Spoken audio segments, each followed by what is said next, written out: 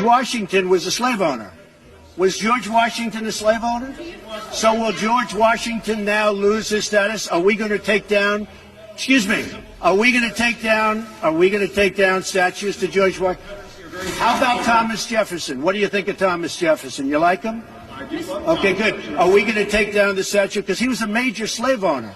Now we're going to take down his statue. So you know what? It's fine. You're changing history, you're changing culture, and you had people, and I'm not talking about the neo-Nazis and the white nationalists, because they should be condemned totally. But you had many people in that group other than neo-Nazis and white nationalists, okay? And the press has treated them absolutely unfairly. Now we're going to take down his statue. So you know what? It's fine. You're changing history, you're changing culture, and you had people, and I'm not talking about the neo-Nazis and the white nationalists, because they should be condemned totally. But you had many people in that group other than neo-Nazis and white nationalists, okay? And the press has treated